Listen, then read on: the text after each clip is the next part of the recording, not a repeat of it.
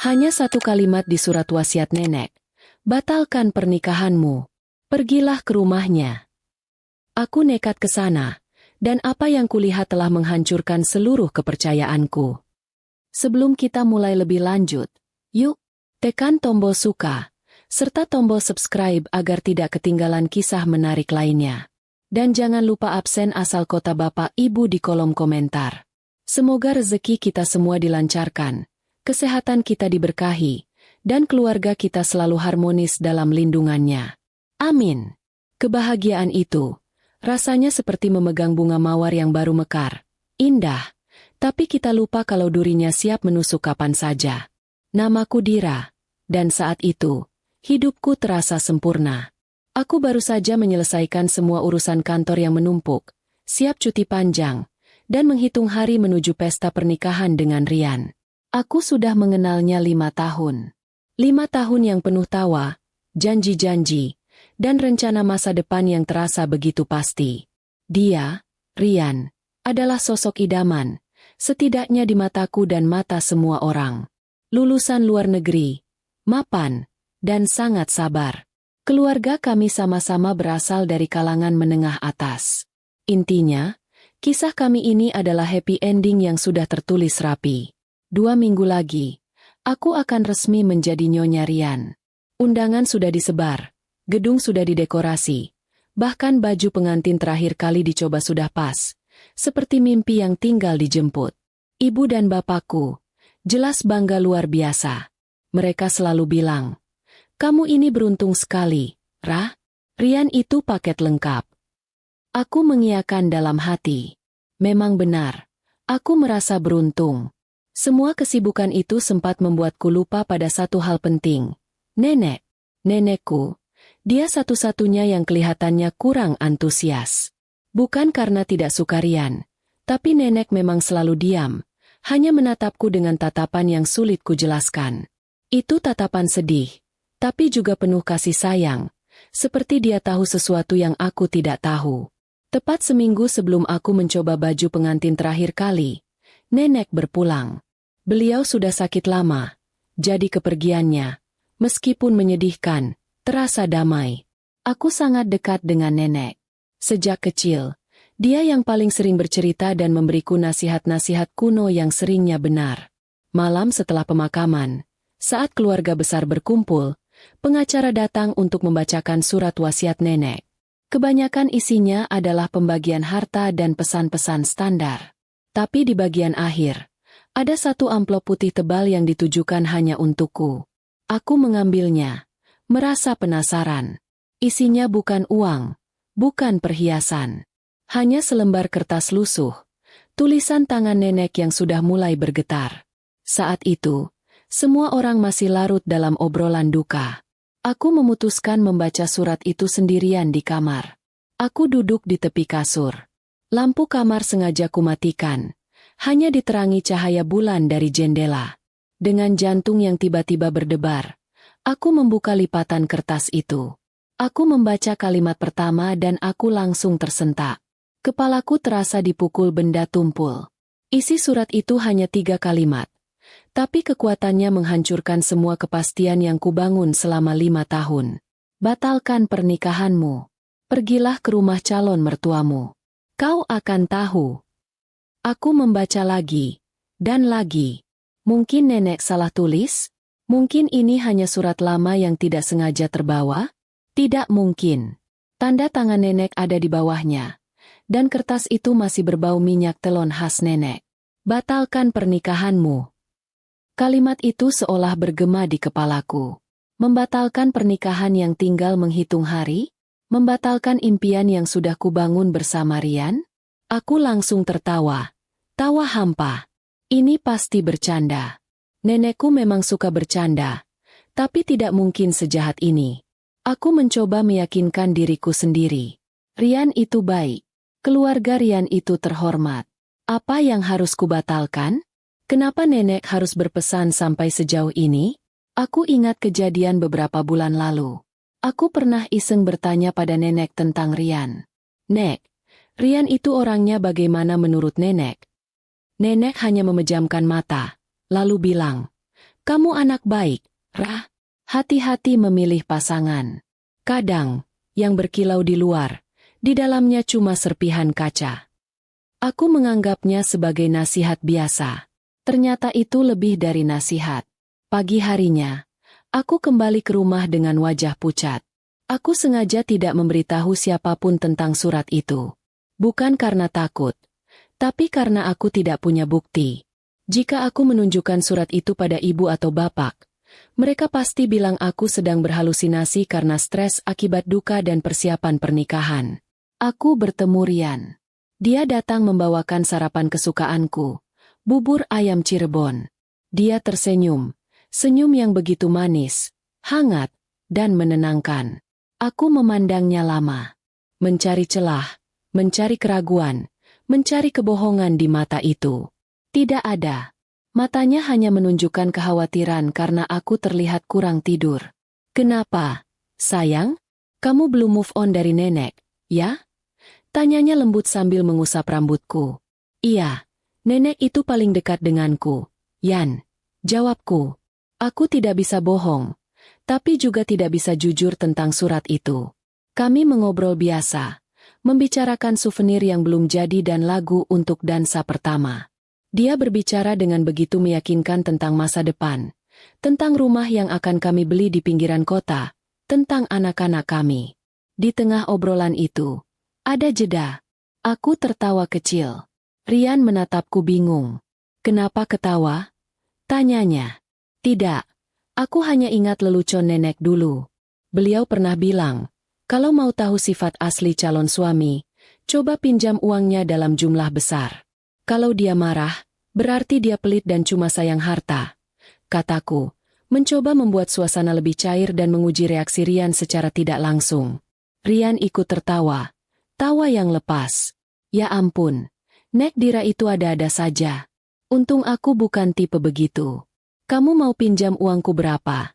Sayang? Semua juga buat kamu. Kok? Responsnya normal, bahkan terlalu baik. Tapi entah kenapa, kalimat terakhir nenek itu terus berputar seperti piringan hitam rusak. Pergilah ke rumah calon mertuamu. Kau akan tahu. Aku merasa menjadi detektif bodoh yang mencari hantu di siang bolong. Semuanya tampak normal, tapi bisikan nenek itu terus mendesakku. Aku harus ke sana. Aku harus membuktikan bahwa nenek salah. Hanya itu cara untuk menenangkan hatiku dan melanjutkan pernikahan ini tanpa bayangan keraguan. Aku harus membuat rencana. Rian tidak boleh tahu. Keluarga Rian juga tidak boleh curiga. Ini harus menjadi misi senyap. Seperti pencuri yang masuk ke rumahnya sendiri. Aku harus membuktikan bahwa Rian benar-benar pahlawanku, bukan serpihan kaca yang nenek maksud. Sejak hari itu, sejak amplop nenekku baca, cincin tunangan di jari manisku terasa dingin. Dinginnya menusuk, bukan hanya ke kulit, tapi langsung ke hati. Rian masih Rian yang ku kenal. Dia masih datang membawakanku kopi kesukaan setiap pagi. Masih mengirimkan pesan-pesan manis sebelum tidur. Dia sempurna. Terlalu sempurna. Hingga aku mulai merasa ada yang tidak beres. Kesempurnaan itu, seperti lapisan gula tebal yang menutupi makanan pahit. Dulu, aku percaya penuh padanya. 5 tahun bukan waktu sebentar untuk berpura-pura. Tapi kini, setiap kali kami berdua, aku merasa seperti sedang berhadapan dengan aktor yang sangat berbakat. Setiap kali dia tersenyum, aku mencari retakan di sudut bibirnya. Setiap kali dia memelukku, aku mencoba merasakan apakah ada kekakuan, apakah ada jarak yang ia sembunyikan di balik kehangatan pelukan itu. Observasi kecilku dimulai dari ponselnya. Ini masalah besar. Rian selalu meletakkannya dengan layar menghadap ke bawah. Awalnya, aku tidak peduli. Tapi sekarang, itu menjadi fokus utamaku. Jika kami sedang makan malam di luar dan ponselnya berdering, dia akan meraihnya cepat-cepat. Lalu buru-buru membalas pesan itu sambil membelakangiku sedikit. Jika aku bertanya, jawabannya selalu sama. Klien, sayang, penting, maaf. Klien. Kata itu menjadi mantra yang menenangkan kecurigaannya.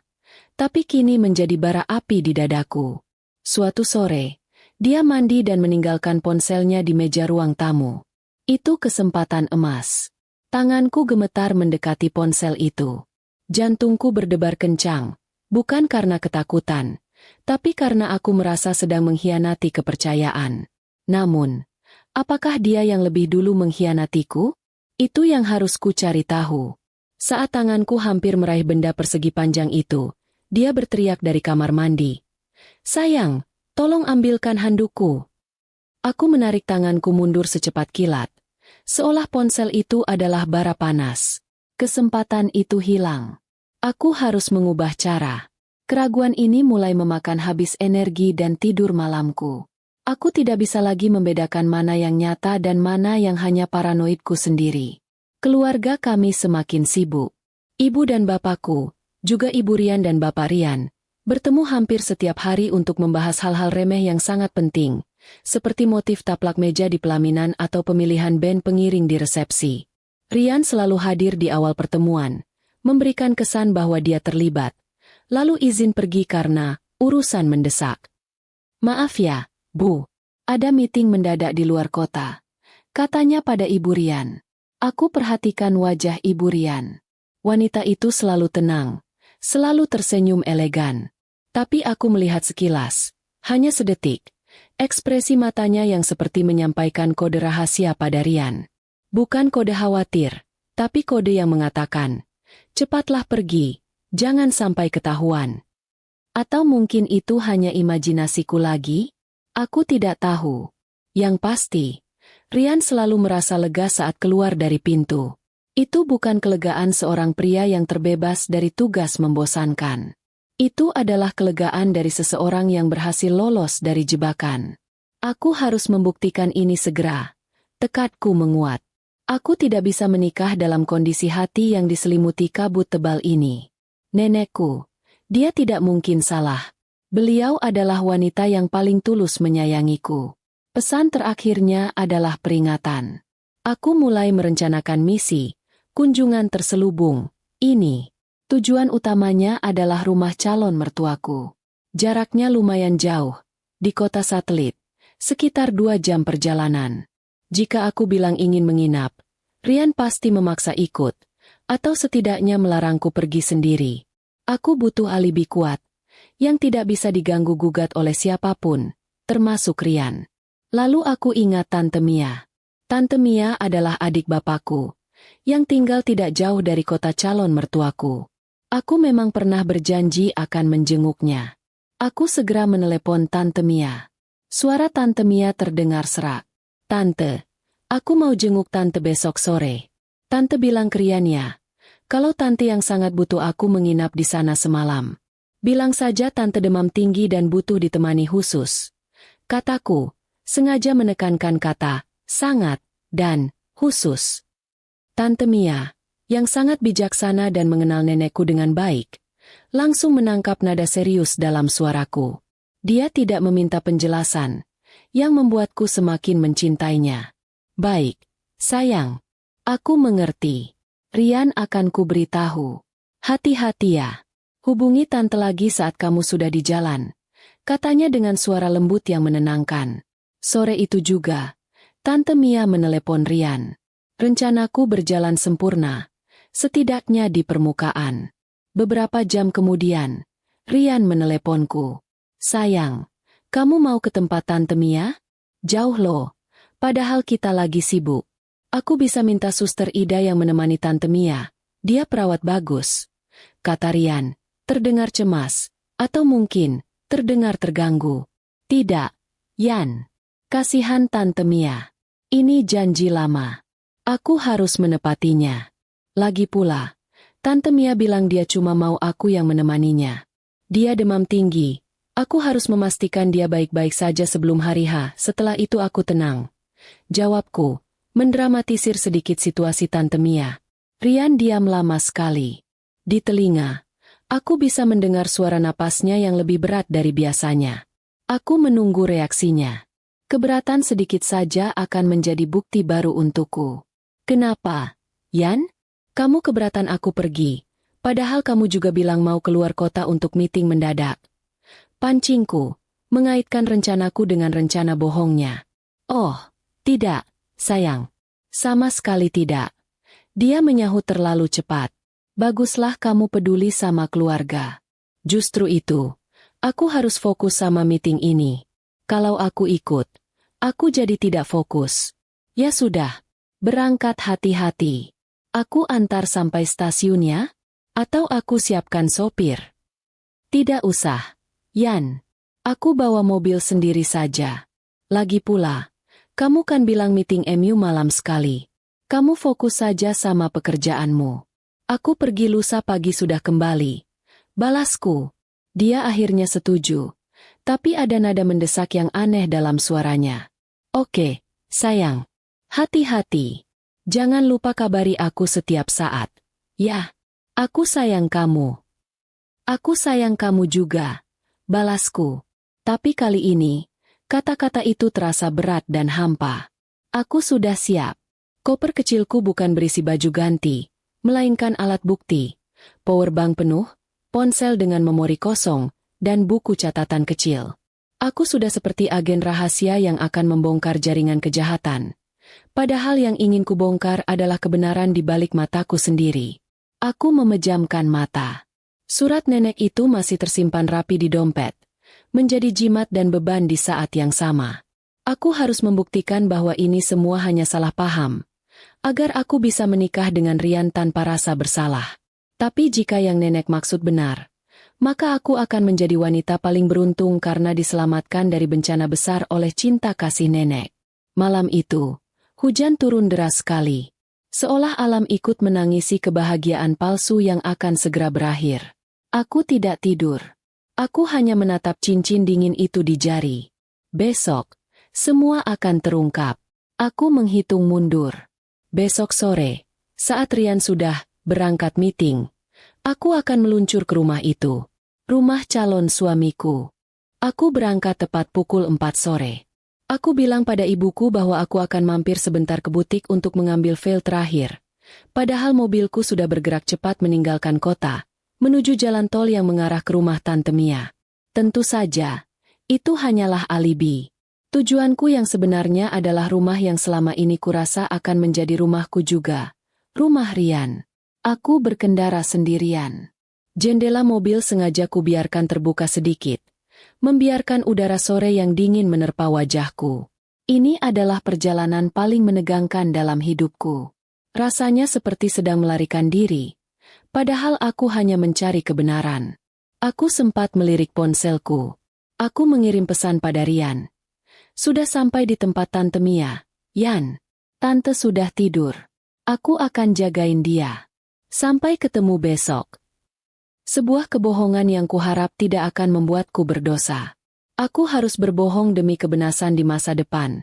Batinku mencoba menenangkan diri. Selama perjalanan, aku mencoba memutar ulang ingatanku tentang nenek. Kenapa nenekku, yang selalu mengajarkanku tentang kejujuran dan kepercayaan, justru menyuruhku melakukan hal senyap dan penuh curiga seperti ini? Nenek pasti punya alasan yang sangat kuat. Nenekku tidak pernah berbicara tanpa makna. Pesannya itu pasti didasari oleh sesuatu yang traumatis atau pengamatan yang sangat mendalam. Aku mulai membayangkan skenario terburuk. Paling buruk, aku akan melihat Rian sedang bernegosiasi utang besar dengan rentenir di ruang tamu. Atau aku akan mendengar keluarganya sedang menyusun rencana jahat untuk menguras harta orang tuaku. Jika itu masalah uang, itu akan menyakitkan, tapi masih bisa kumaafkan. Namun, jika ini masalah hati, masalah perselingkuhan, itu akan jauh lebih menghancurkan. Tepat pukul 6 sore, aku sampai di gerbang kompleks perumahan mewah tempat Rian tinggal. Kompleks itu sunyi, penjagaannya ketat. Aku menurunkan kaca mobil. Saya Dira, calon menantu keluarga Anggara. Saya mau mengambil berkas penting yang tertinggal, kataku pada satpam. Nada bicaraku dibuat tergesa-gesa namun sopan.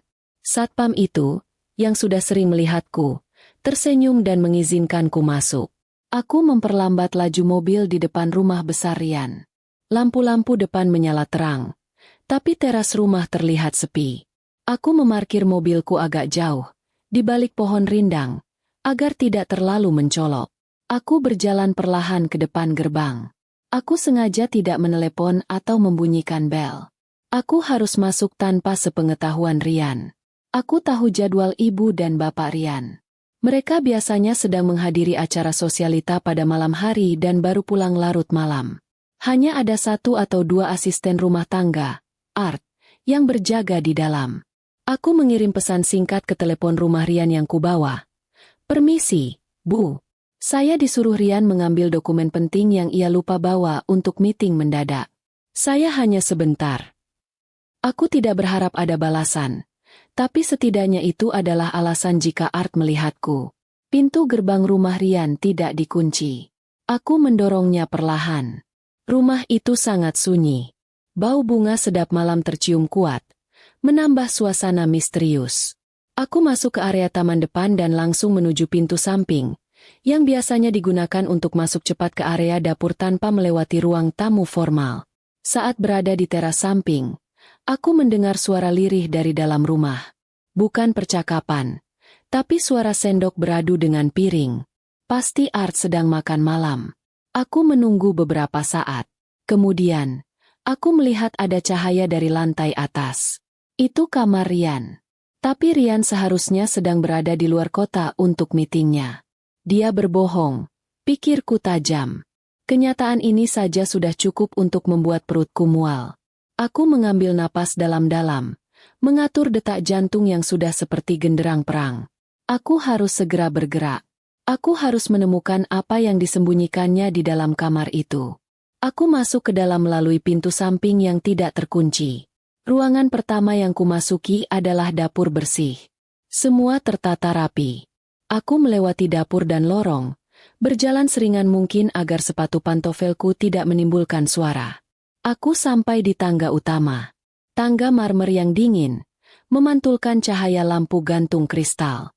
Aku menaiki anak tangga itu satu persatu, sambil terus berdoa agar tidak ada satupun Art yang muncul tiba-tiba.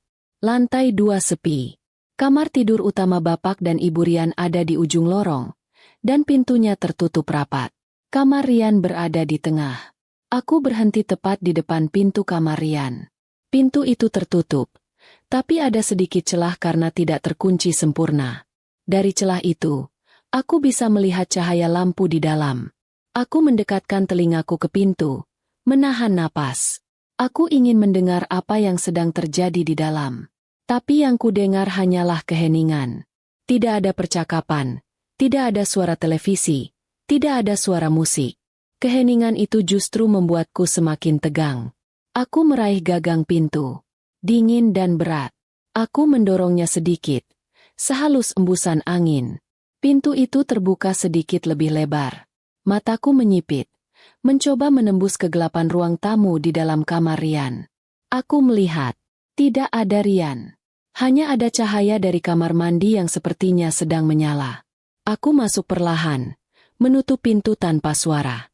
Kamar Rian sangat besar, didominasi warna gelap dan mewah. Ada sofa besar di sudut dan meja kerja yang rapi. Aku mengitari kamar itu, mencari petunjuk. Aku membuka lemari pakaiannya, mencari-cari apakah ada tiket perjalanan keluar kota, tetapi isinya hanya kemeja-kemeja mahal yang tersusun rapi. Aku berjalan menuju meja kerjanya. Di sana, laptopnya terbuka, tapi layarnya slep. Aku mencoba menyentuh trackpad untuk membangunkannya, tapi layarnya terkunci. Aku tahu password Rian, tapi aku takut log aktivitasnya akan tercatat. Aku beralih ke kamar mandi. Dari sana masih terdengar gemercik air. Rian sedang mandi. Jika dia mandi, berarti dia baru saja tiba di rumah, bukan sedang meeting di luar kota. Kebohongan pertama terkonfirmasi, dan itu membuat tanganku gemetar. Aku harus cepat. Rian akan segera keluar. Aku kembali ke ruang tamu kamar. Mataku tertuju pada balkon. Pintu balkon kaca itu sedikit terbuka. Aku bergerak cepat menuju balkon, ingin bersembunyi di sana. Saat kakiku melangkah ke ambang pintu balkon, aku melihat ke bawah. Halaman belakang rumah Rian memiliki kolam renang yang luas. Di salah satu sudut kolam, ada gazebo kecil dengan lampu kuning temaram. Dan di gazebo itu, ada 2 orang. 2 orang. Bukan Rian. Tapi tunggu. Aku mendekatkan wajahku ke kaca balkon, mengamati lebih teliti. Salah satu sosok itu adalah seorang wanita. Rambutnya panjang. Pakaiannya agak minim dan terlalu mencolok untuk malam hari di rumah orang tua. Di samping wanita itu, ada seorang pria yang duduk menyandar ke tiang gazebo. Aku tidak bisa melihat wajahnya jelas dari atas. Tapi postur itu sangat familiar. Jantungku rasanya seperti dipompa kencang. Itu bukan Rian, kan?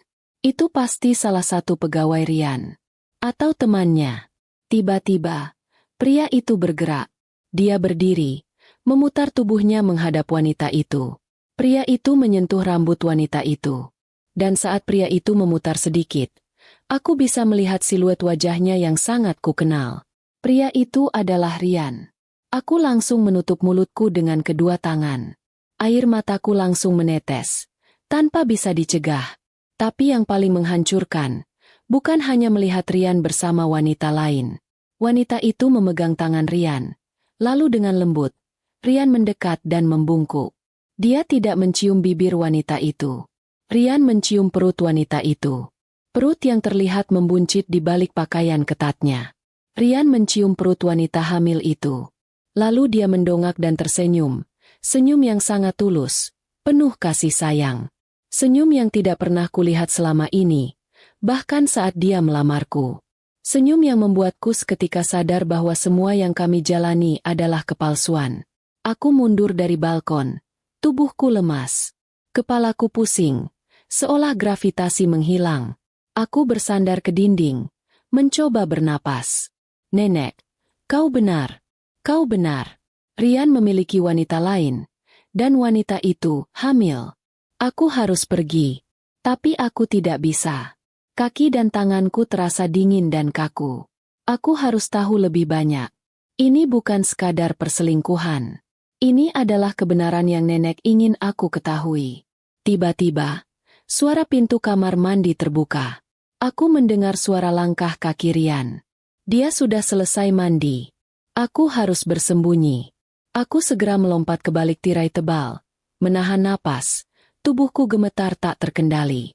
Aku akan tahu semua. Malam ini, aku bersembunyi di balik tirai tebal. Jantungku berdentum sangat keras hingga kurasa Rian pasti bisa mendengarnya dari jarak 2 meter. Udara di balik tirai pengap dan panas.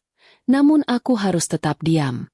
Aku tidak ingin Rian tahu aku ada di sini.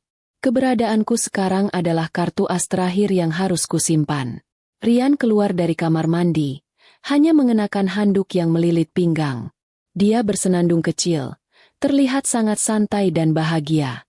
Dia berjalan ke lemari, memilih pakaian kasual, dan mulai memakainya. Gerakannya bebas, tidak ada kekakuan, tidak ada keraguan.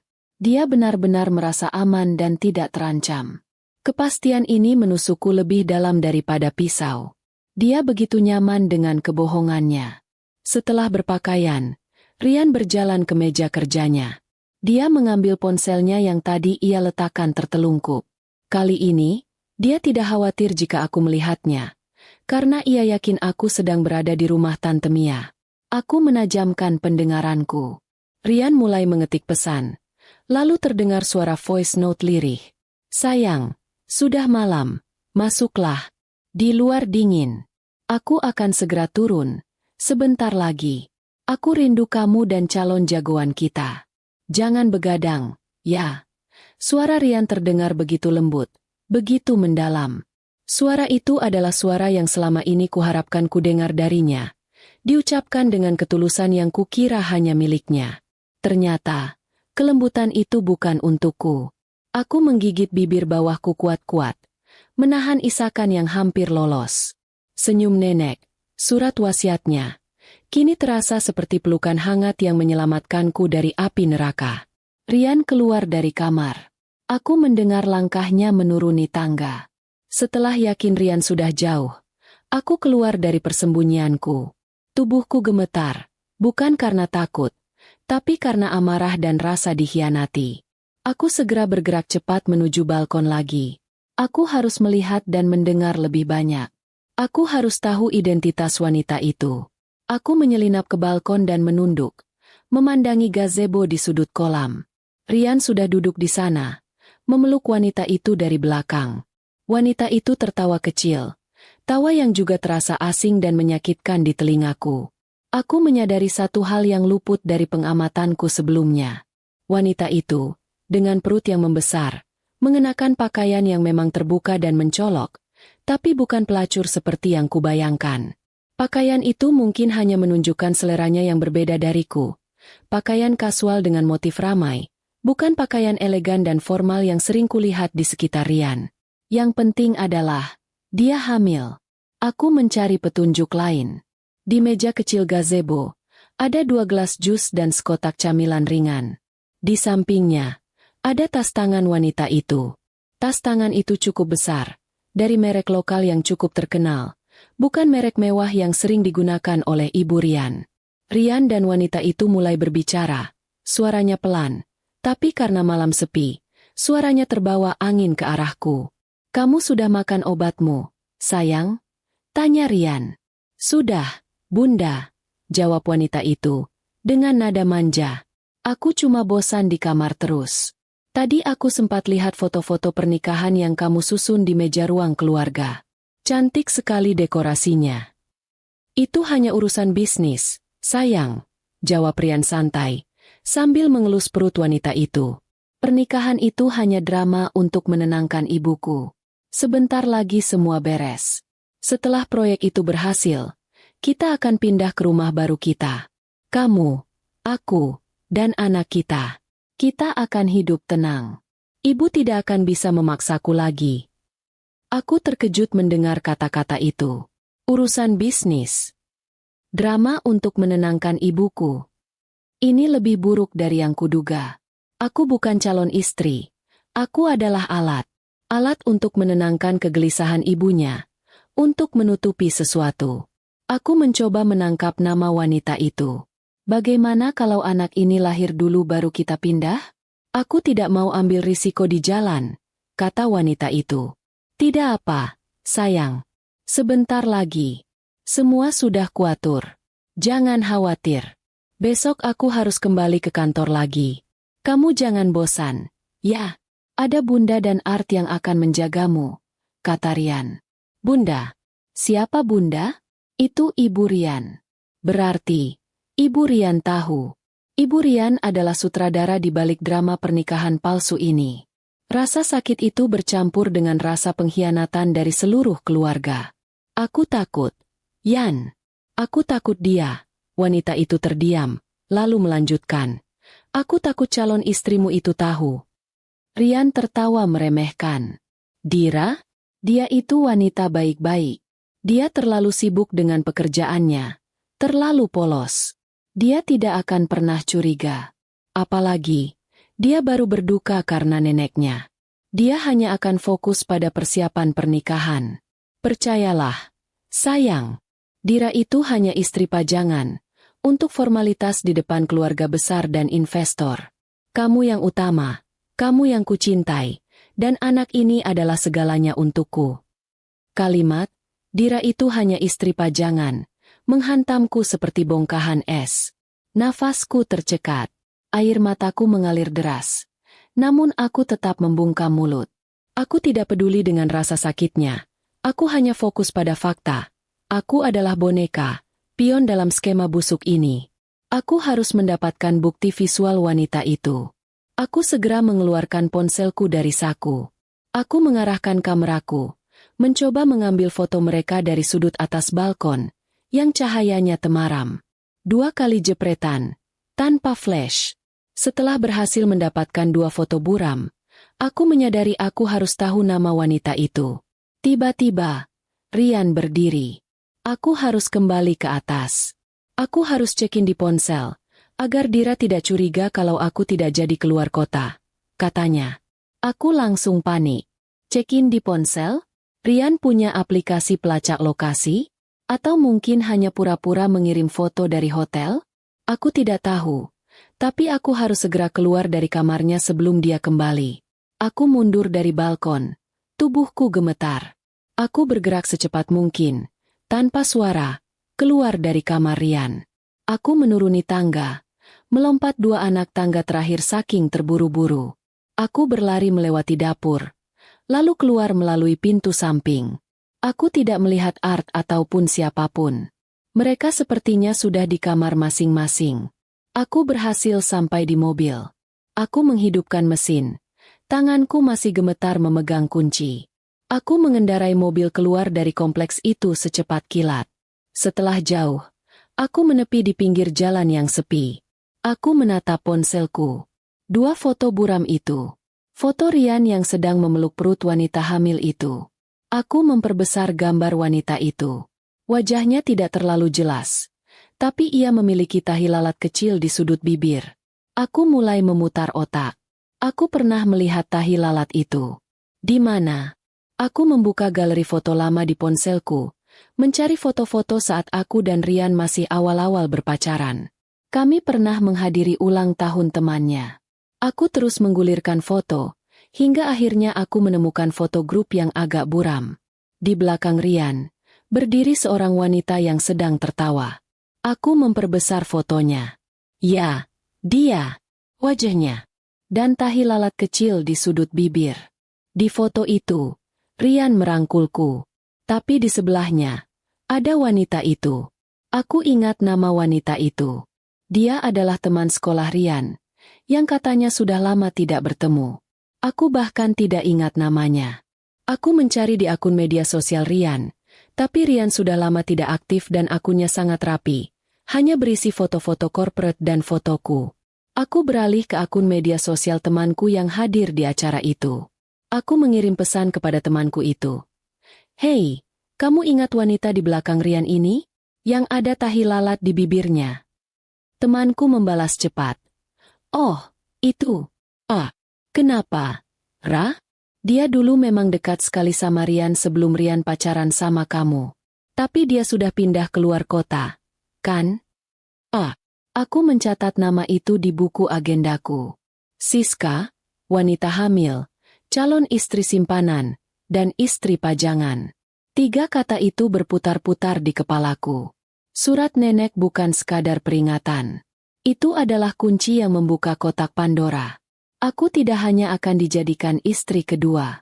Aku akan dijadikan istri pajangan, sementara istri pertamanya, istri Siri Rian, sedang mengandung anaknya. Air mataku sudah kering.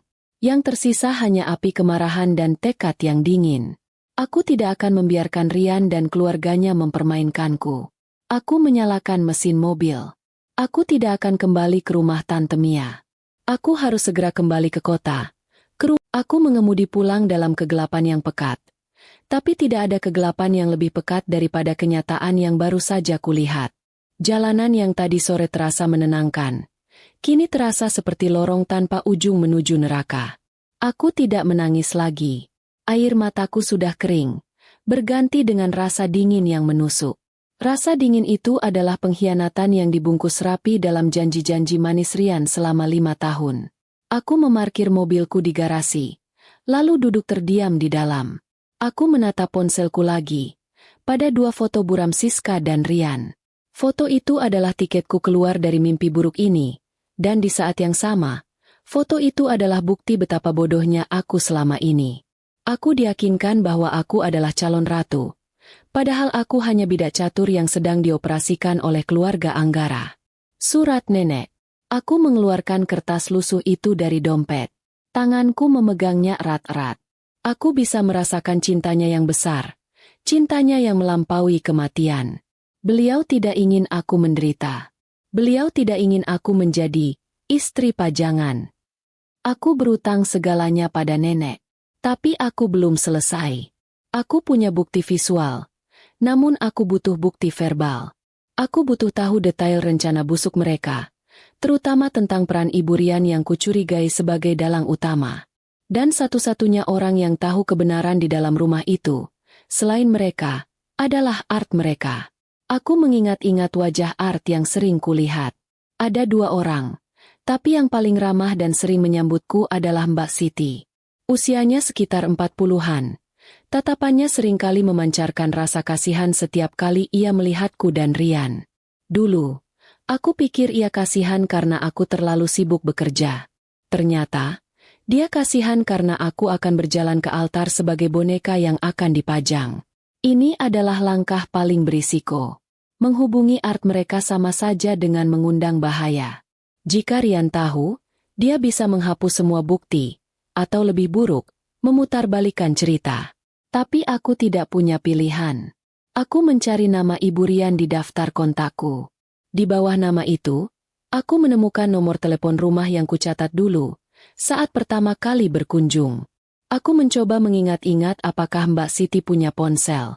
Ya, aku ingat dia pernah meminjam ponsel Rian sekali untuk menelepon keluarganya. Itu berarti dia punya ponsel. Aku memutuskan untuk tidak menelepon langsung. Terlalu berisiko. Aku harus mengirim pesan yang singkat, yang tidak akan meninggalkan jejak. Aku mencari di akun media sosial Rian, dan aku menemukan satu akun yang sering disukai oleh art mereka. Aku mengirim pesan dari akun palsu yang kubuat. Pesan dari aku, akun palsu. Mbak Siti, saya temannya Tuan Rian. Saya perlu bicara penting soal pernikahan dan calon istri beliau. Ini sangat genting. Saya tunggu besok jam 11 siang di warung makan Bu Haji dekat gerbang kompleks. Jangan bilang siapa-siapa. Demi kebaikan Ibu Dira. Aku tidak tahu apakah Mbak Siti akan membacanya. Aku hanya bisa menunggu dan berharap.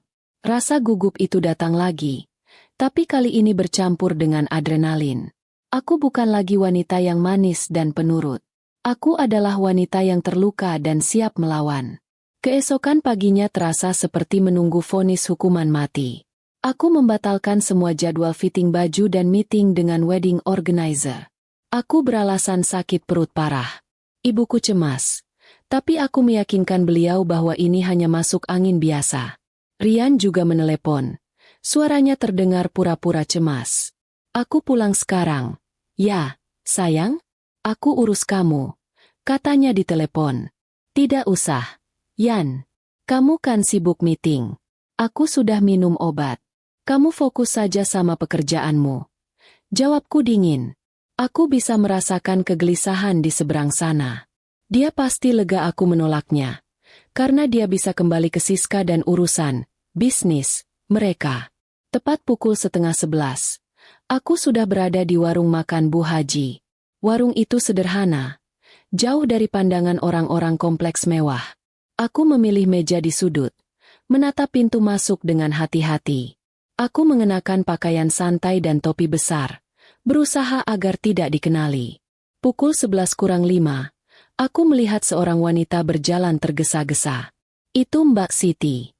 Dia tampak gugup, sering menoleh ke belakang, seolah takut diikuti. Aku melambaikan tangan pelan. Mbak Siti duduk di depanku. Wajahnya pucat.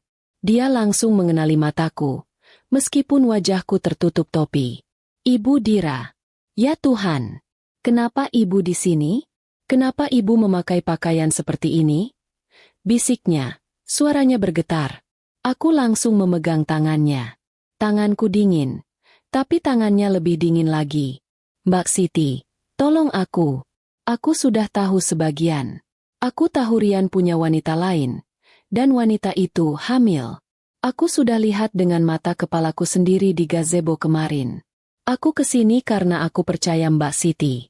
Mbak Siti sering menatapku dengan tatapan kasihan. Aku ingin tahu kenapa. Air mata Mbak Siti langsung menetes. Dia menggelengkan kepala, lalu mengeluarkan tisu dari sakunya.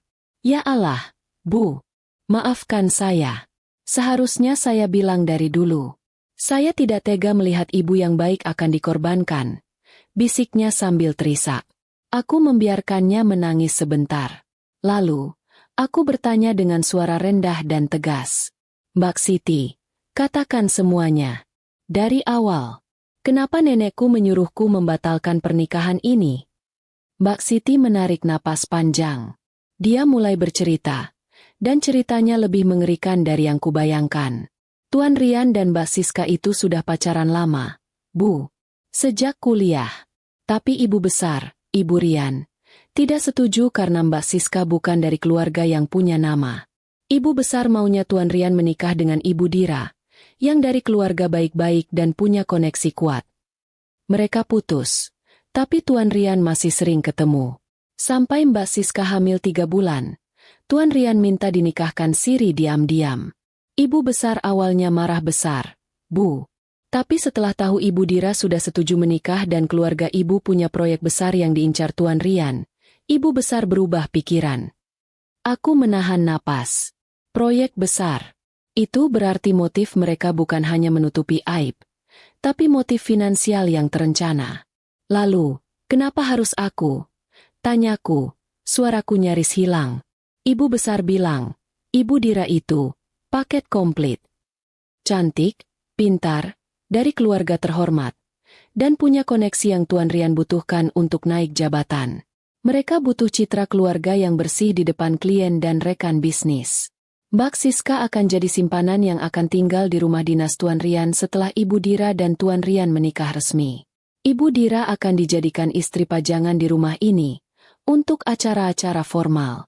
Dan begitu semua urusan bisnis beres, rencananya mereka akan menceraikan Ibu Dira dengan alasan Tuan Rian tidak betah. Pikiranku kosong.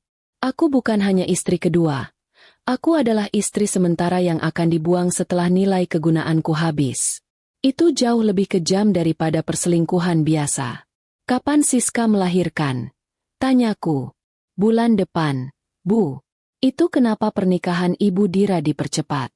Mereka ingin semua beres sebelum Mbak Siska melahirkan dan semuanya terbongkar. Jadi, Ibu besar tahu semuanya. Tahu, Bu. Bahkan Ibu besar yang mencarikan rumah dinas untuk Mbak Siska. Tuan Rian, meskipun cinta sama Mbak Siska, dia tidak berani melawan ibunya. Tuan Rian tahu dia butuh Ibu Dira untuk karirnya. Mbak Siti terus bercerita. Tentang Rian yang sering mengirim uang besar untuk Siska. Tentang Ibu Rian yang selalu mendatangi Siska dan memarahinya jika dia mencoba menghubungi Rian saat Rian bersamaku. Tentang betapa murninya cinta nenekku. Nenekku, ternyata, pernah bertemu Mbak Siti secara diam-diam. Nenek ibu yang menghubungi saya, Bu. Beberapa bulan lalu. Beliau curiga melihat gelagat Tuan Rian. Beliau minta saya berjanji untuk memberitahu Ibu Dira. Kalau terjadi apa-apa padanya. Nenek ibu bilang, tolong selamatkan cucu saya dari serigala berbulu domba itu. Aku terisak pelan. Jadi, surat itu bukan isyarat terakhir nenek. Itu adalah tindakan penyelamatan yang sudah direncanakan. Nenek menggunakan Mbak Siti sebagai mata di dalam rumah itu. Nenek ibu bahkan sudah memberikan saya sejumlah uang untuk bekal jika saya dipecat karena membongkar ini. Nenek bilang, uang ini bukan suap. Ini adalah biaya untuk sebuah kebenaran. Ujar Mbak Siti sambil menyerahkan amplop tebal. Aku menolak menerimanya. Aku tidak bisa membiarkan Mbak Siti berisiko lebih jauh. Aku harus bertindak sendiri. Aku menarik napas panjang, menatap Mbak Siti. Mbak Siti, terima kasih. Mbak Siti sudah menyelamatkan hidupku. Sekarang, aku minta satu hal lagi. Tolong, lupakan pertemuan ini. Jangan pernah telepon atau kirim pesan padaku. Berpura-puralah tidak tahu apa-apa. Jika mereka curiga, Mbak Siti akan dalam bahaya. Mbak Siti mengangguk. Air matanya masih mengalir. Iya, Bu. Saya akan diam. Tapi tolong, batalkan pernikahan ini. Jangan korbankan diri Ibu. Aku tidak akan membiarkan mereka menang, Mbak Siti. Aku akan membatalkannya. Tapi aku harus melakukannya dengan caraku sendiri. Cara yang akan membuat mereka tidak bisa bersembunyi lagi. Aku berdiri, meraih tangan Mbak Siti dan menggenggamnya kuat-kuat. Setelah membayar makanan dan minuman kami, aku meninggalkan warung Bu Haji. Aku berjalan ke mobilku. Langkah kakiku terasa ringan. Beban keraguan telah terangkat, diganti oleh kepastian. Kepastian yang menyakitkan, tapi juga membebaskan. Aku sekarang punya 2 bukti. Foto visual perselingkuhan dan pengakuan verbal tentang rencana busuk keluarga Anggara. Aku bukan lagi pengantin yang buta cinta. Aku adalah wanita yang siap membalas. Dan aku tahu persis kapan dan di mana aku akan melancarkan serangan balasku. Di hari pernikahan. Biar seluruh dunia tahu siapa Rian Anggara yang sebenarnya.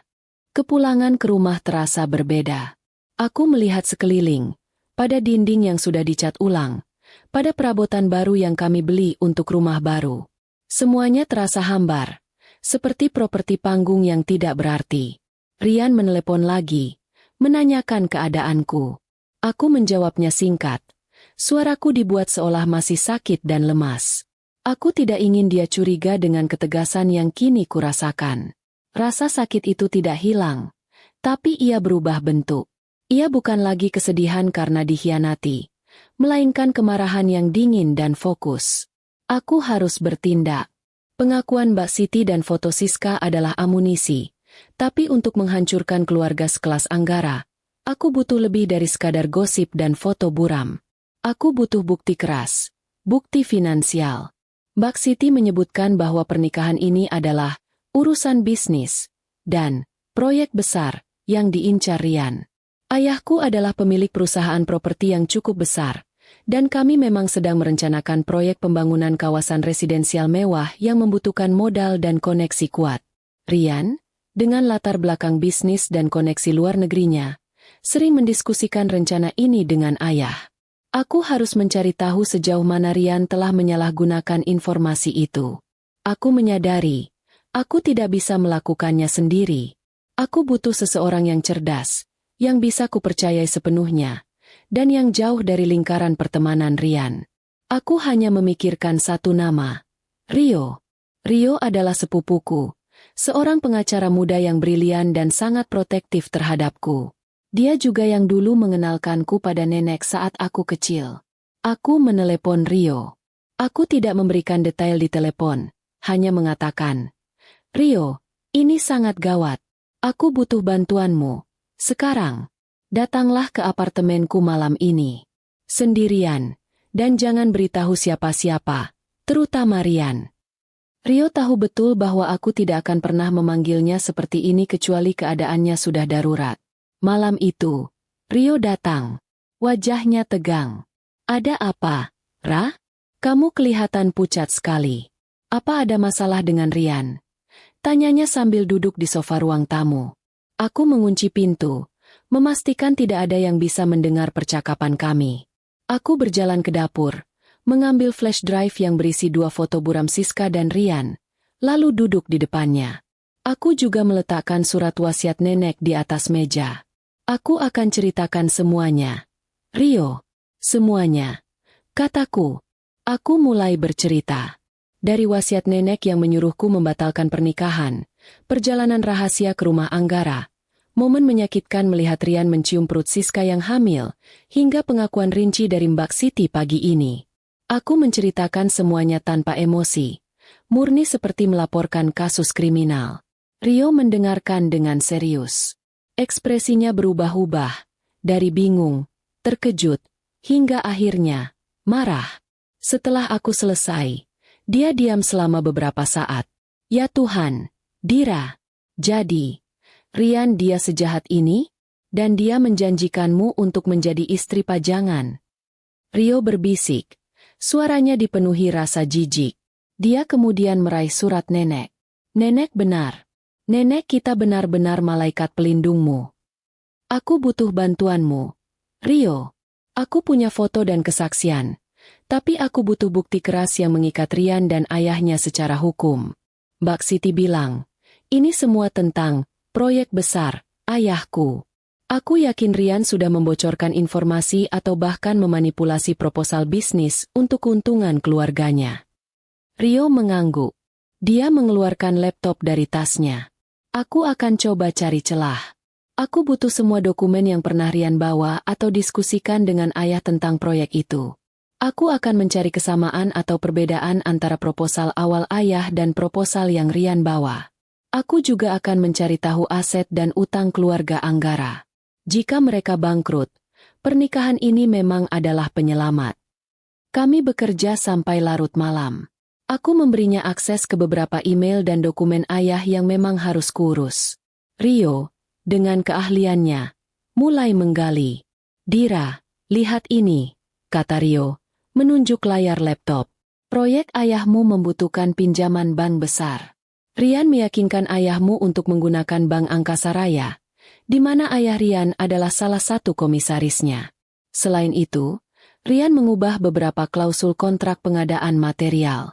Jika ayahmu menyetujui kontrak ini, keluarga Anggara akan mendapatkan komisi yang sangat besar dari material yang sebenarnya kualitasnya di bawah standar. Ayahmu akan rugi besar, dan Rian akan kaya raya. Dia menjual ayahku. Rio, dia menjual keluargaku demi keuntungan pribadi. Bisikku, tanganku mengepal.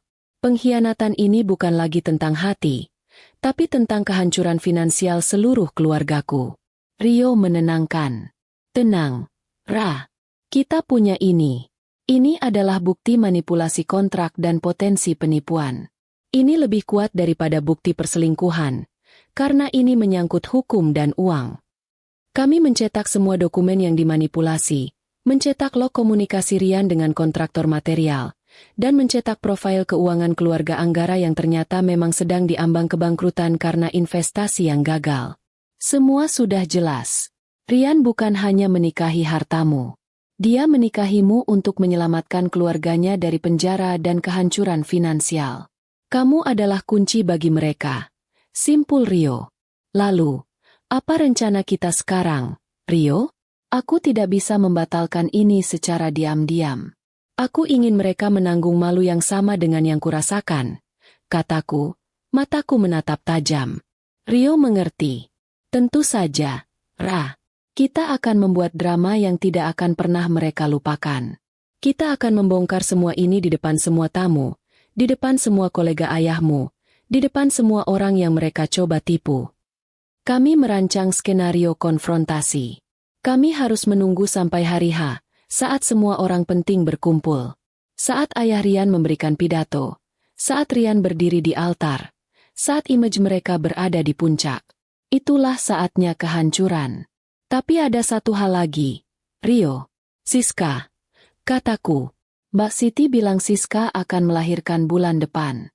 Anak itu adalah anaknya. Aku tidak ingin anak itu menjadi korban dari kejahatan orang tuanya. Rio memandangku dengan bangga. Kamu memang wanita yang baik. Ra, kita akan urus itu. Aku akan pastikan anak itu tetap mendapatkan haknya dari Rian. Tapi Rian harus menanggung akibat dari perbuatannya di depan umum. Kami menghabiskan sisa malam untuk menyiapkan presentasi. Ya, presentasi. Bukan hanya pidato, tapi presentasi visual yang akan memproyeksikan semua bukti, foto Siska, dokumen kontrak, dan profil kebangkrutan mereka. Aku harus membuat ini menjadi pertunjukan yang akan menjadi pelajaran bagi semua orang. Aku pulang ke rumah subuh. Rian menelepon lagi. Sayang, kamu sudah baik kan? Aku sudah selesai meeting. Aku pulang sekarang, ya. Aku sudah pulang, Yan. Aku di rumah. Aku sudah baikan, sudah minum obat nenek. Jawabku, sengaja menyebut nenek. Aku tidur dulu. Sampai ketemu besok. Aku menutup telepon. Rian pasti terkejut aku sudah di rumah. Dia pasti tidak tahu bagaimana harus bereaksi. Aku berbaring di tempat tidurku, memegang flash drive yang berisi semua bukti. Aku tidak lagi merasa sebagai pengantin wanita yang menantikan cinta sejati. Aku adalah pejuang, yang dipersenjatai oleh cinta nenek dan kebenaran yang pahit. Hari H sudah dekat, dan aku siap untuk perang. Hari-hari menjelang pernikahan terasa seperti film yang diputar dalam kecepatan sangat lambat. Aku menjalani setiap fitting, setiap pertemuan dengan Ibu Rian, setiap acara bridal shower palsu, dengan senyum yang dipaksakan. Senyum itu, kini, adalah senjata paling ampuh. Semakin lebar senyumku, semakin yakin Rian bahwa rencananya berjalan mulus. Aku harus berakting dengan sempurna, karena sedikit saja keraguan dariku bisa membuat Rian panik dan mungkin merusak rencanaku. Aku mulai melakukan permainan psikologis dengannya. Aku bersikap sangat posesif dan sangat romantis, jauh melebihi biasanya. Sayang, kamu di mana? Aku baru ingat. Aku ingin cincin berlian baru. Cincin pertunangan ini terasa kurang besar untukku, kataku suatu pagi melalui telepon. Rian terdengar sedikit terkejut. Tentu saja, sayang. Apapun untukmu. Tapi bukankah kamu bilang tidak suka yang terlalu mencolok? Aku berubah pikiran. Aku ingin yang paling besar. Dan aku ingin kamu antar aku ke toko. Jangan meeting melulu. Desakku dengan nada manja. Reaksi Rian campur aduk. Dia jelas kesal karena aku mengganggunya dan meminta hal yang tidak perlu. Tapi dia tidak bisa menolak karena dia harus mempertahankan sandiwara, calon suami yang sempurna, ini. Dia membawaku ke toko, membelikanku cincin baru, tapi sepanjang perjalanan, dia terus-menerus melirik jam dan ponselnya. Aku melihat celah. Tuh kan, kamu pasti buru-buru mau menemui klien yang jauh lebih penting daripada aku. Kataku, membuatku seolah merajuk. Rian langsung memelukku erat. Tidak, sayang. Tidak ada yang lebih penting dari kamu. Klien itu hanya urusan bisnis yang tidak bisa ditunda. Hanya sebentar. Aku janji. Setelah pernikahan, semua akan kuserahkan padamu. Dia berbohong dengan sangat fasih. Menyerahkan semua padaku, berarti memastikan aku tetap menjadi istri pajangan, yang sibuk dengan perhiasan dan urusan sosialita, sementara dia bebas dengan Siska. Aku tersenyum dalam hati. Di sisi lain, aku dan Rio terus bekerja. Rio memantau setiap transaksi dan komunikasi Rian yang terkait dengan proyek ayahku. Kami menemukan bahwa Rian sudah menjadwalkan pertemuan rahasia dengan kontraktor material palsu itu. 2 hari setelah hari Rian yakin, setelah menikah, ia akan mendapatkan kekuatan penuh untuk mendorong ayahku menandatangani kontrak berbahaya itu. Kami juga memastikan bahwa semua file presentasi yang Rio buat sudah disiapkan dengan aman di cloud dan flash drive ganda. Rio bahkan sudah merencanakan bagaimana ia akan menyabotase sistem audio dan proyektor gedung resepsi, untuk memastikan presentasi kami bisa langsung ditampilkan tanpa hambatan dari pihak Anggara. Satu malam, aku memutuskan untuk melakukan kunjungan mendadak ke kantor Rian. Aku tahu Rian jarang di sana. Dia lebih suka bekerja dari rumah Siska. Aku datang dengan alasan membawakan bekal makan malam. Kantor Rian sepi. Hanya ada beberapa staf yang masih lembur. Rian tidak ada. Pak Rian sedang keluar. Bu Dira. Ada urusan mendadak, kata sekretarisnya dengan wajah cemas. Oh, tidak apa-apa. Saya tinggalkan bekal di mejanya saja. Jawabku ramah. Aku masuk ke ruangannya. Ruangannya rapi. Terlalu rapi. Aku tahu Rian tidak banyak bekerja di sini. Aku berjalan menuju laci meja kerjanya. Aku melihat ada kunci kecil di atas tumpukan berkas. Aku meraihnya. Kunci itu mengarah ke lemari arsip kecil yang terkunci di sudut ruangan. Aku membuka lemari itu perlahan. Di dalamnya, ada beberapa map berwarna merah. Aku membukanya. Itu adalah salinan akta nikah Siri Rian dengan Siska. Aku mengambil ponselku, memotret seluruh dokumen itu dengan cepat dan hati-hati. Aku juga menemukan beberapa surat pengajuan cuti hamil dari Siska yang ditandatangani oleh Rian. Semua bukti, semua kebenaran, tertera di sana, dingin dan nyata. Aku mengunci lemari itu kembali, meletakkan kunci di tempat semula, dan meletakkan bekal makanan di meja Rian. Aku keluar dengan tenang, mengucapkan selamat malam pada sekretarisnya. Aku baru saja mendapatkan bukti hukum terakhir yang kuperlukan, pengakuan status Siska secara sah, meskipun siri. Dalam perjalanan pulang, aku merasa sangat lega. Bukti kami sudah lengkap. Bukti cinta nenek sudah terbayar lunas. Aku kembali ke rumah dan menelepon Rian. Yan, kamu pulang sekarang. Aku tidak enak badan. Aku butuh kamu, kataku. Nadanya manja dan menuntut. Rian jelas gusar.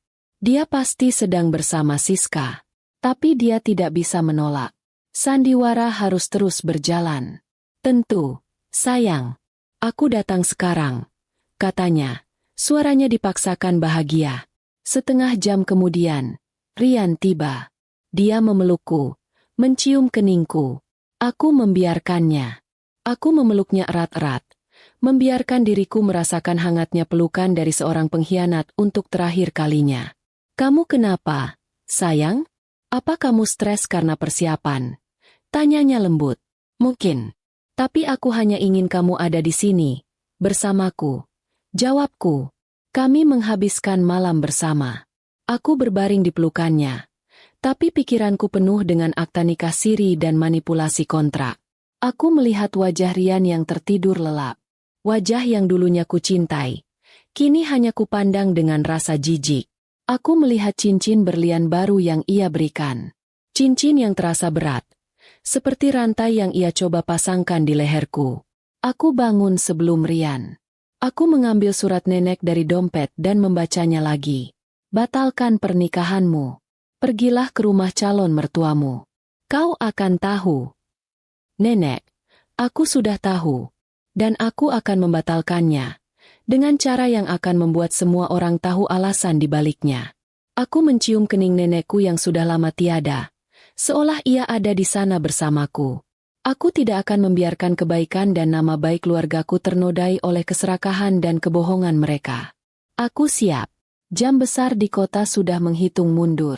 Hari H adalah lusa. Pertunjukan harus dimulai. Aku bukan pengantin. Aku adalah penuntut kebenaran. Malam sebelum hari pernikahan. Atmosfer di rumahku harusnya dipenuhi kebahagiaan, tawa, dan rasa haru. Ibu terlihat sangat cantik. Bolak-balik memeriksa gaun pengantin yang tergantung rapi. Bapakku, meskipun tampak tegar, tidak bisa menyembunyikan kebanggaannya. Mereka berdua begitu tulus, begitu polos, tidak menyadari bahwa besok, hari paling bahagia dalam hidup mereka, akan berubah menjadi bencana yang telah direncanakan dengan kejam. Aku duduk di kamar, di depan meja rias. Gaun putih itu tergantung di depanku, memancarkan cahaya kristal. Aku menyentuhnya. Gaun yang begitu indah, tapi akan kukenakan sebagai baju perang. Aku tidak merasakan kegugupan pengantin pada umumnya. Yang kurasakan hanya ketenangan yang dingin. Itu adalah ketenangan sebelum badai besar. Rian meneleponku untuk mengucapkan selamat malam terakhir sebagai lajang. Sayang, aku tidak sabar menunggu besok. Malam ini rasanya lama sekali. Suaranya di telepon terdengar sedikit serak, penuh gairah yang dibuat-buat. Aku juga. Yan. Rasanya seperti mimpi. Jawabku. Nadaku dibuat sangat lembut, hampir berbisik. Memang seperti mimpi. Mimpi buruk yang akan segera kuakhiri. Tidurlah, sayang. Besok kamu harus jadi pengantin yang paling cantik. Aku cinta kamu, katanya. Aku cinta kamu juga, Yan. Balasku, lalu menutup telepon tanpa menunggunya menjawab. Itu adalah kebohongan terakhir yang kuucapkan padanya. Aku segera menghubungi Rio. Dia adalah satu-satunya yang tahu rencana besok. Rio, bagaimana semuanya? Apakah flash drive sudah diamankan di sound system? Tanyaku, suaraku sangat pelan. Sudah beres, Ra. Malam ini aku dan timku sudah menyelinap ke venue. Semua peralatan sudah terpasang. 3 flash drive cadangan ada padaku. Begitu kamu memberikan kode, aku akan menginterupsi slide presentasi ayah Rian. Setelah itu, tidak ada yang bisa menghentikannya. Aku pastikan rekaman suara yang kamu dapat dari Mbak Siti dan foto akta nikah siri Siska akan menjadi headline utama. Jelas Rio, suaranya terdengar sangat profesional dan meyakinkan. Aku merasa lega. Rio adalah penyelamat keduaku. Setelah nenek, aku harus berterima kasih padanya seumur hidup. Terima kasih banyak, Rio.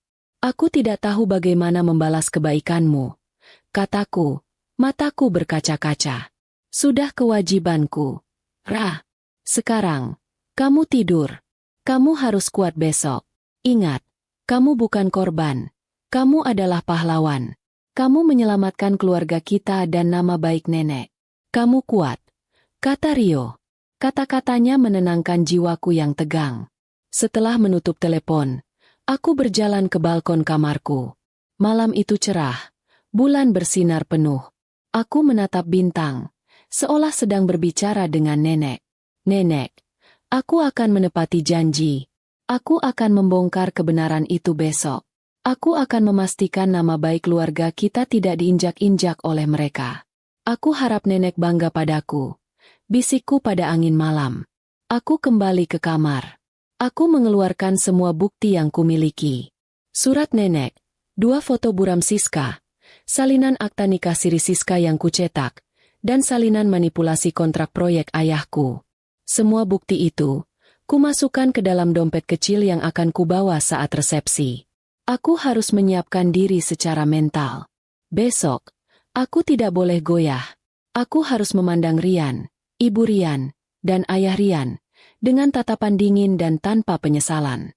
Mereka telah menukar kebahagiaanku dengan keuntungan materi dan citra palsu. Mereka pantas mendapatkan balasan. Aku mencoba memikirkan Rian yang dulu. Rian yang kurasa ku cintai. Rian yang selalu mendengarkan ceritaku. Yang selalu sabar saat aku marah. Apakah itu semua palsu? Apakah setiap senyum, setiap sentuhan, adalah bagian dari sandiwara yang ia latih sejak awal? Aku teringat percakapan Mbak Siti. Tuan Rian tahu dia butuh Ibu Dira untuk karirnya. Itu saja. Aku adalah tangga menuju kesuksesannya. Aku tersenyum miris. Ternyata, cinta sejati Rian hanya pada uang, dan istri sejatinya, Siska, hanya alat untuk memberinya keturunan. Aku tidak ada di antara prioritasnya. Aku hanya istri pajangan. Aku memutuskan untuk tidur. Aku harus mengumpulkan energi. Sebelum tidur, aku sengaja membuka dompetku dan mencium surat nenek. Aroma kertasnya seperti aroma rumah, seperti aroma keamanan. Beberapa jam kemudian, aku terbangun oleh suara ribut di luar. Ibuku sudah bangun, menyuruh Art menyiapkan sarapan dan mengatur mobil. Matahari belum terbit sempurna, tapi hari telah tiba. Aku bangkit. Aku berjalan ke kamar mandi, menatap wajahku di cermin. Mata bengkak karena kurang tidur, tapi tatapanku tajam, penuh tekad. Aku bukan lagi pengantin yang rapuh. Aku adalah wanita yang akan memimpin perang keluarga. Tim make-up artis datang. Mereka mulai merias wajahku, mengubahku menjadi sosok yang mereka harapkan, pengantin yang paling bahagia. Aku membiarkan mereka bekerja, sementara aku memutar ulang skenario besok di kepalaku. Kami akan berjalan ke altar, mengucap janji palsu di hadapan Tuhan, di hadapan orang tua. Rian akan terlihat gagah, dan aku akan terlihat anggun. Lalu, saat Ayah Rian mulai memberikan pidato sambutan, saat dia mulai membicarakan tentang penyatuan dua keluarga yang terhormat dan penuh cinta, di saat itulah Rio akan memberikan kode. Pidato Ayah Rian akan diinterupsi. Layar proyektor di belakang pelaminan, yang seharusnya menampilkan foto-foto prewedding kami, akan menampilkan slide pertama dari presentasi Rio. Aku sudah siap. Aku tidak akan membiarkan ibuku menangis karena rasa malu. Aku tidak akan membiarkan ayahku kehilangan seluruh hartanya. Aku akan menghancurkan mereka sebelum mereka menghancurkanku. Saat tim make-up selesai, aku melihat diriku di cermin. Aku tampak sempurna. Gaun putih, mahkota, dan senyum yang paling meyakinkan. Ya Tuhan, kamu cantik sekali, Nak. Selamat, ya, kata ibuku. Matanya berkaca-kaca haru. Aku memeluk ibuku erat-erat. Terima kasih, Bu. Aku janji, aku akan bahagia. Aku tahu, kebahagiaanku akan datang setelah kebenaran terungkap. Aku melangkah keluar dari rumah. Mobil pengantin sudah menunggu. Di dalam mobil, aku memegang erat dompet kecil berisi semua bukti. Aku tidak melihat Rian sampai di altar nanti. Itu adalah bagian dari tradisi. Tapi aku tahu, dia sedang menunggu di sana, dengan senyum palsu yang sama. Dia menunggu mangsa masuk ke dalam perangkapnya. Aku masuk ke mobil. Jendela mobil memantulkan wajahku.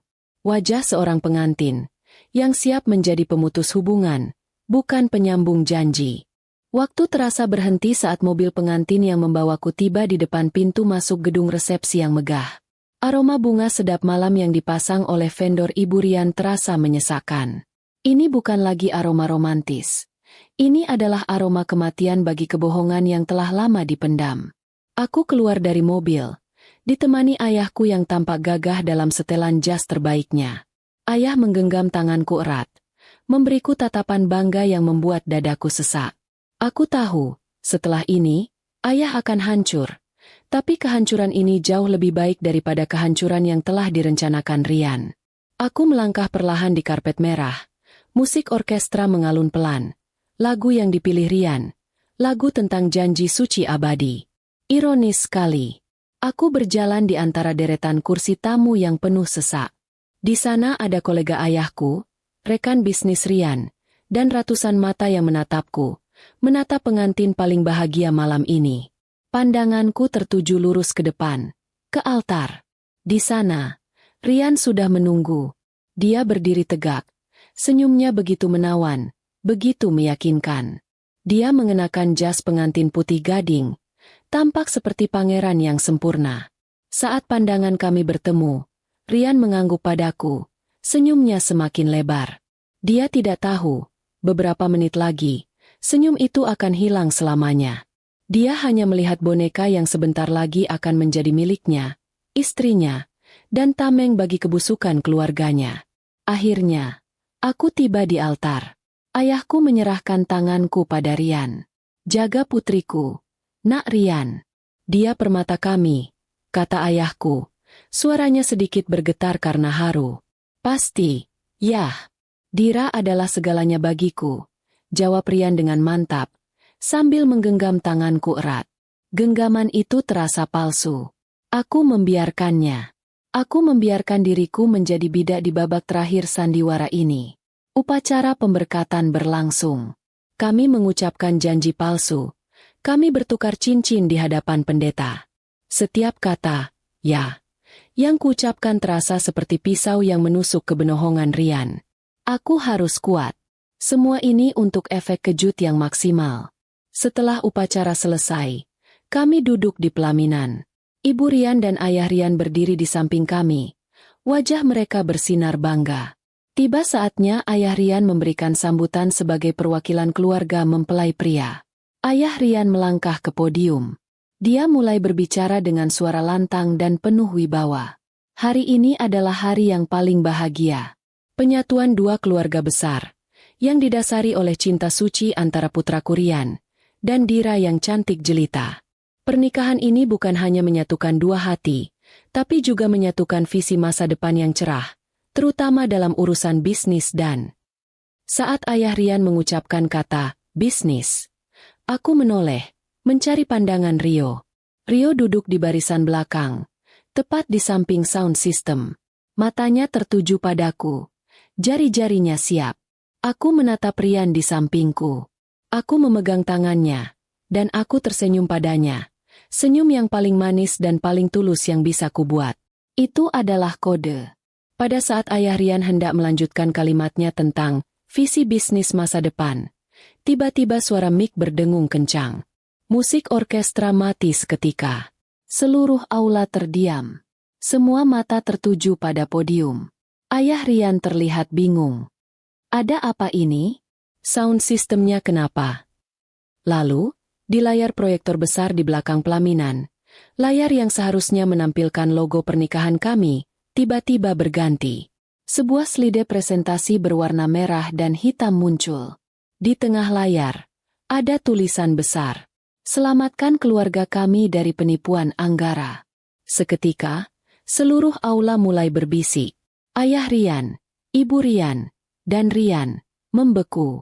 Ekspresi Rian yang tadinya sombong, kini berubah menjadi panik. Dia menoleh ke arahku dengan mata terbelalak.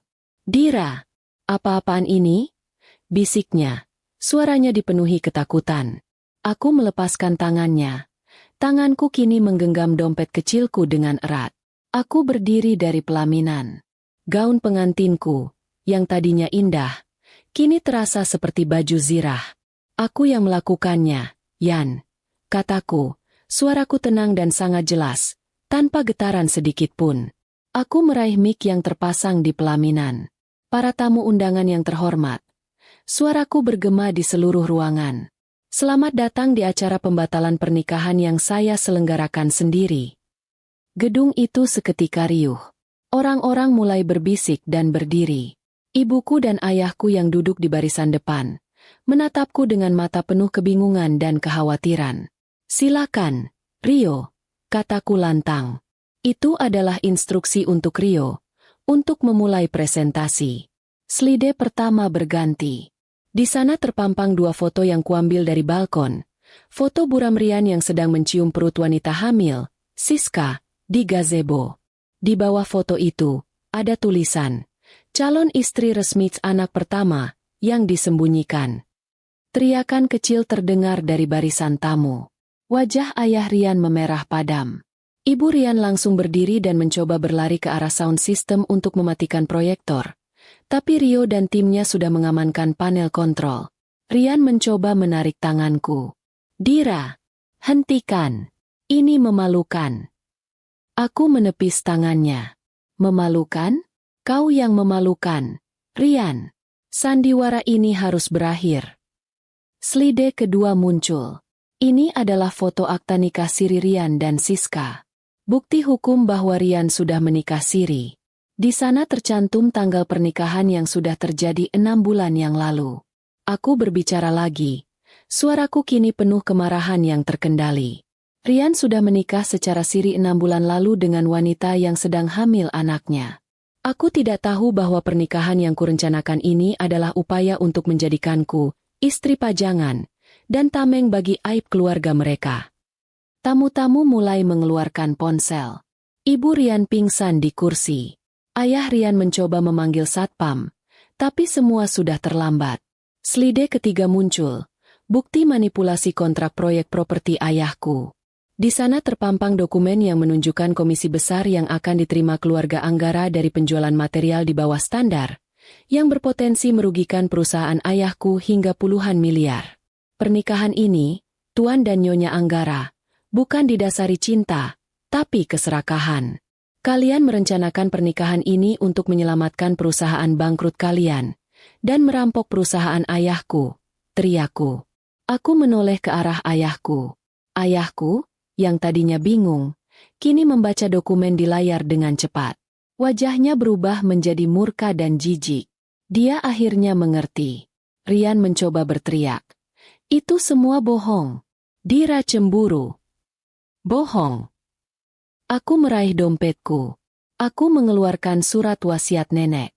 Ini adalah pesan terakhir dari nenekku, yang menyuruhku membatalkan pernikahan ini karena beliau tahu busuknya keluargamu.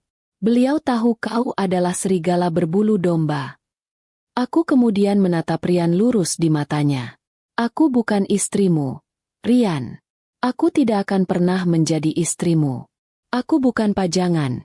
Dan aku tidak akan membiarkanmu menghancurkan keluargaku. Aku merobek gaun pengantin yang menutupi leherku. Lalu kulepas cincin berlian baru dan kulempar ke wajah Rian. Aku berjalan menuruni pelaminan, meninggalkan Rian yang kini berdiri sendiri, dikelilingi kehancuran dan kebohongan yang telah ia ciptakan.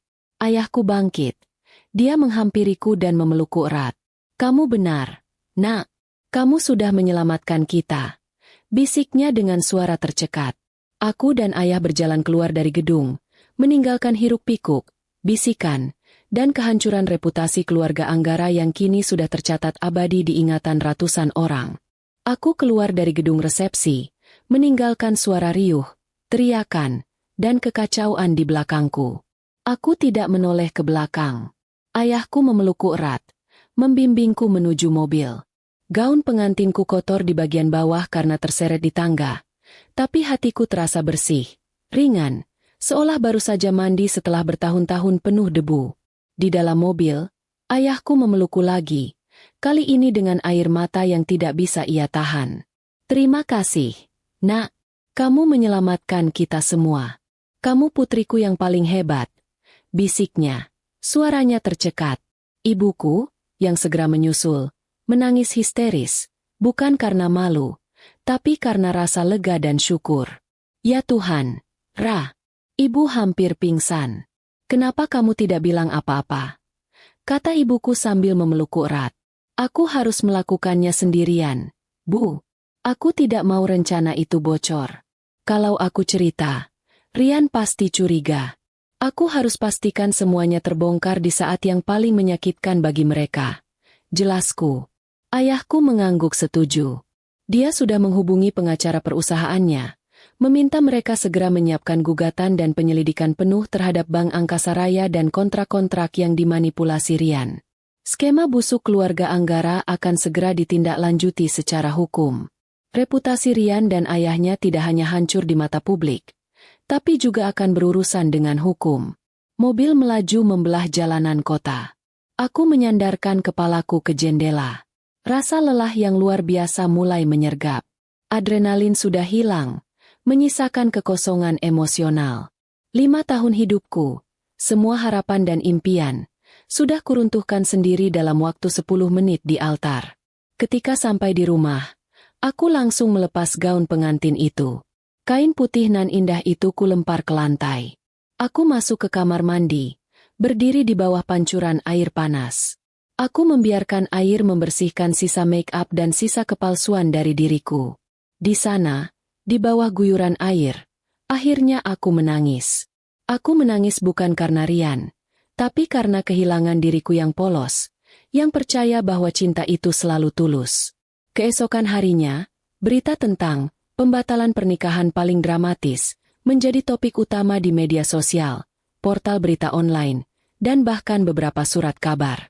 Rio, sebagai pengacaraku, segera merilis pernyataan resmi yang mengkonfirmasi semua bukti manipulasi finansial dan pernikahan Siri Rian. Kami menjadi berita utama. Keluargaku memang menanggung malu, tapi malu yang kami tanggung adalah malu karena kejujuran, yang jauh lebih mulia daripada malu karena kebohongan. Kolega ayahku, yang tadinya terkejut, kini mengirimkan pesan dukungan dan terima kasih.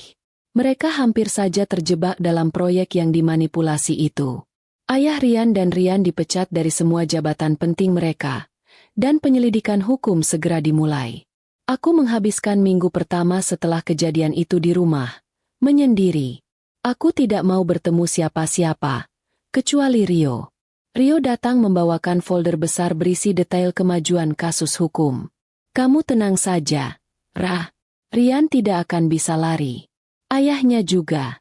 Kejahatan finansial ini sangat jelas buktinya. Mereka mungkin akan kehilangan segalanya, termasuk perusahaan yang mereka banggakan, kata Rio. Aku hanya mengangguk. Aku tidak lagi merasakan dendam. Yang kurasakan hanya kelelahan. Dan Siska? Tanyaku. Siska dan anaknya akan diurus. Rian diwajibkan oleh hukum untuk menafkahi anaknya. Siska memang korban dalam hal ini. Korban janji palsu Rian yang tidak berani melawan ibunya. Dia sudah pindah ke tempat yang aman bersama keluarganya. Dia sangat berterima kasih karena kamu sudah membongkar ini. Dia bilang, dia tidak akan pernah bisa hidup tenang jika kamu menjadi istri pajangan, Rian. Jelas Rio. Mendengar itu, ada rasa damai yang menjalar di hatiku. Setidaknya, tindakanku tidak hanya menyelamatkanku, tapi juga Siska dan calon bayinya dari sandiwara yang berkelanjutan. Lelucon nenek ternyata mengandung kebijaksanaan yang tak ternilai harganya. Kebenaran, seberapapun pahitnya, selalu membebaskan. Aku mulai merenung tentang nenek. Aku membuka kembali surat wasiat itu. Nenek pasti tahu. Dia pasti melihat gelagat Rian sejak awal. Mungkin beliau pernah mengalami pengkhianatan serupa, atau mungkin beliau memang punya intuisi setajam pisau. Nenek tidak hanya mewariskan harta, beliau mewariskan kebijaksanaan dan keberanian. Beberapa hari kemudian, aku memutuskan untuk pergi ke makam nenek. Aku datang sendirian, membawa bunga sedap malam kesukaan beliau. Aku duduk di samping pusaranya, merasakan kedamaian yang mendalam. Nenek, aku sudah laksanakan tugas darimu. Pernikahan itu batal. Aku sudah tahu semuanya. Aku sudah bongkar kebohongan mereka. Aku sudah selamat, Nek. Bisikku sambil meneteskan air mata syukur. Saat itu, aku mengeluarkan surat wasiat nenek dari dompet. Aku meletakkannya di atas pusara nenek. Aku merasa nenek tidak perlu lagi menjagaku dari jauh. Aku sudah mendapatkan pelajaran yang paling berharga dalam hidup. Aku memejamkan mata, membiarkan angin membelai wajahku. Aku mengingat kembali semua momen dengan Rian. Aku tidak memungkiri, ada cinta di sana, cinta yang tulus dariku. Tapi cinta sepihak tidak pernah cukup. Aku harus mencintai diriku sendiri lebih dari cintaku pada ilusi yang diciptakan Rian. Aku kembali ke rumah. Aku memutuskan untuk kembali bekerja. Aku tidak mau tenggelam dalam kesedihan dan penyesalan. Aku harus membuktikan pada Rian, pada dunia, dan terutama pada diriku sendiri, bahwa aku kuat. Aku bisa berdiri tanpa ditemani siapa-siapa. Aku fokus pada proyek ayahku. Dengan bantuan Rio, kami berhasil membersihkan nama perusahaan dan menemukan kontraktor yang jujur. Ayahku memberiku tanggung jawab penuh atas proyek itu. Dia mempercayaiku, bukan hanya sebagai putrinya, tapi sebagai rekan bisnis yang telah menyelamatkan perusahaan. Setahun kemudian, proyek itu selesai. Aku berdiri di depan gedung megah yang kubangun. Aku tidak lagi mengenakan gaun pengantin, tapi blazer formal, dan aku memegang kunci keberhasilan itu di tanganku sendiri. Aku masih sendiri, belum punya pasangan baru. Tapi aku tidak merasa kesepian. Hubunganku dengan ayah dan ibu menjadi lebih erat.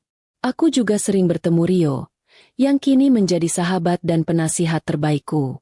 Suatu sore, aku menerima kiriman bunga. Mawar putih, tanpa nama pengirim. Hanya ada sebuah kartu kecil. Isi kartu itu hanya satu kalimat, tulisan tangan yang kukenal. Terima kasih sudah membongkar kebohongan itu. Aku harap kamu bahagia. Dari Siska. Aku tersenyum. Bukan senyum palsu, tapi senyum yang tulus. Aku telah diselamatkan oleh nenek, dan aku telah menyelamatkan orang lain. Itulah warisan terbesar dari kisah ini. Aku memasukkan kartu itu ke dalam dompetku, di samping tempat surat nenek dulu berada. Pernikahan itu batal, tetapi martabatku utuh. Aku memulai hidup baru, bukan sebagai istri pajangan, melainkan sebagai dira yang mandiri dan berharga. Dan aku tahu, dimanapun nenek berada, beliau pasti tersenyum bangga.